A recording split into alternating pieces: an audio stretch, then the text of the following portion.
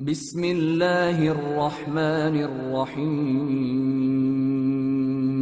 شروع اللہ کا نام لے کر جو بڑا مہربان نہایت رحم والا ہے۔ الف لام میم۔ اس میں کچھ شک نہیں کہ اس کتاب کا نازل کیا جانا تمام جہانوں کے پروردگار کی طرف سے ہے۔ کیا یہ لوگ یہ کہتے ہیں کہ پیغمبر نے اس کو از خود بنا لیا ہے؟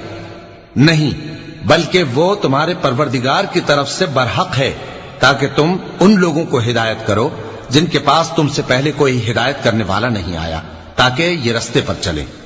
اللہ ہی تو ہے جس نے آسمانوں اور زمین کو اور جو چیزیں ان دونوں میں ہیں سب کو 6 دن میں پیدا کیا، پھر عرش پر جلوہ افروز ہوا۔ اس کے سوا تمہارا نہ کوئی دوست ہے اور نہ سفارش کرنے والا۔ کیا تم نصیحت حاصل نہیں کرتے؟ وہی آسمان سے زمین تک کے ہر کام کا انتظام کرتا ہے، پھر ہر کام ایک روز جس کی مقدار تمہارے شمار کے مطابق 1000 برس ہوگی اس کی طرف رجوع کرے گا۔ اسی شان کا ہے وہ خالق جو پوشیدہ اور ظاہر کا جاننے والا ہے، غالب ہے، بڑا مہربان ہے۔ وہی جس نے ہر چیز کو بہت اچھی طرح بنایا، یعنی اس کو پیدا کیا اور انسان کی پیدائش کو مٹی سے شروع کیا، پھر اس کی نسل ایک قسم کے خلاصے سے یعنی حقیر پانی سے بنائی، پھر اس کو درست کیا، پھر اس میں اپنی طرف سے روح پھونکی اور تمہارے کان اور آنکھیں اور دل بنائے، مگر تم بہت کم شکر کرتے ہو۔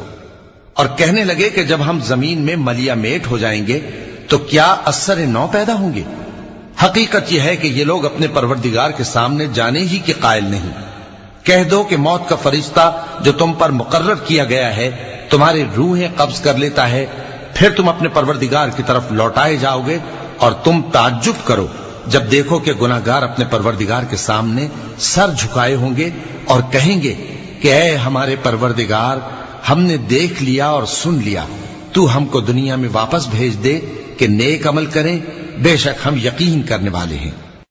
اور اگر ہم چاہتے تو ہر شخص کو ہدایت دے دیتے، لیکن میری طرف سے یہ بات قرار پا چکی ہے کہ میں دوزخ کو جنوں اور انسانوں سب سے بھر دوں گا، سو اب آگ کے مزے چکھو، اس لیے کہ تم نے اس دن کے آنے کو بھلا رکھا تھا۔ آج ہم نے بھی تمہیں بھلا دیا ہے، اور جو کام تم کرتے تھے ان کی سزا میں ہمیشہ کے عذاب کے مزے چکتے رہو۔ ہماری آیتوں پر تو وہی لوگ ایمان لاتے ہیں کہ جب ان کو ان کے ذریعے نصیحت کی جاتی ہے تو سجدے میں گر پڑتے اور اپنے پروردگار کی تعریف کے ساتھ تسبیح کرتے ہیں اور غرور نہیں کرتے۔ چونکہ آیت سجدہ تلاوت کی گئی ہے لہذا سامعین پر سجدہ واجب ہے۔ ان کے پہلو بچھونوں سے الگ رہتے ہیں، اس حال میں کہ وہ اپنے پروردگار کو خوف اور امید سے پکارتے اور جو کچھ ہم نے ان کو دیا ہے اس میں سے خرچ کرتے ہیں۔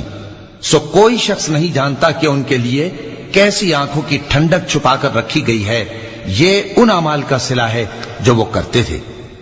بھلا جو مومن ہو وہ اس شخص کی طرح ہو سکتا ہے جو نافرمان ہو؟ دونوں برابر نہیں ہو سکتے۔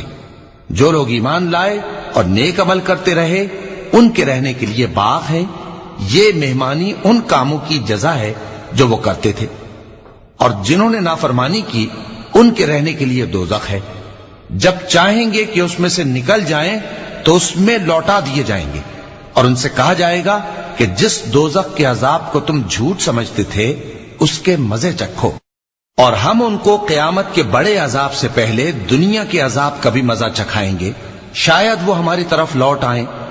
اور اس شخص سے بڑھ کر ظالم کون جس کو اس کے پروردگار کی آیتوں سے نصیحت کی جائے تو وہ ان سے منہ پھیر لے؟ ہم گناہگاروں سے ضرور بدلہ لینے والے ہیں۔ اور ہم نے موسیٰ کو کتاب دی تو تم ان سے ملاقات ہونے سے متعلق شک میں نہ ہونا، اور ہم نے اس کتاب کو بنی اسرائیل کے لیے ذریعہ ہدایت بنایا تھا، اور ان میں سے ہم نے پیشوا بنائے تھے جو ہمارے حکم سے ہدایت کیا کرتے تھے، جبکہ وہ صبر بھی کرتے تھے اور وہ ہماری آیتوں پر یقین رکھتے تھے۔ بلا شبہ تمہارا پروردگار ہی ان میں جن باتوں میں وہ اختلاف کرتے تھے قیامت کے روز فیصلہ کر دے گا۔ کیا ان کو اس امر سے ہدایت نہ ہوئی کہ ہم نے ان سے پہلے بہت سی امتوں کو جن کے رہنے کے مقامات میں یہ لوگ چلتے پھرتے ہیں ہلاک کر دیا؟ بے شک اس میں نشانیاں ہیں، تو یہ سنتے کیوں نہیں؟ کیا انہوں نے نہیں دیکھا کہ ہم بنجر زمین کی طرف پانی رواں کرتے ہیں پھر اس سے کھیتی پیدا کرتے ہیں جس میں سے ان کے چوپائے بھی کھاتے ہیں اور یہ خود بھی کھاتے ہیں، تو یہ دیکھتے کیوں نہیں؟ اور کہتے ہیں اگر تم سچے ہو تو یہ فیصلہ کب ہوگا؟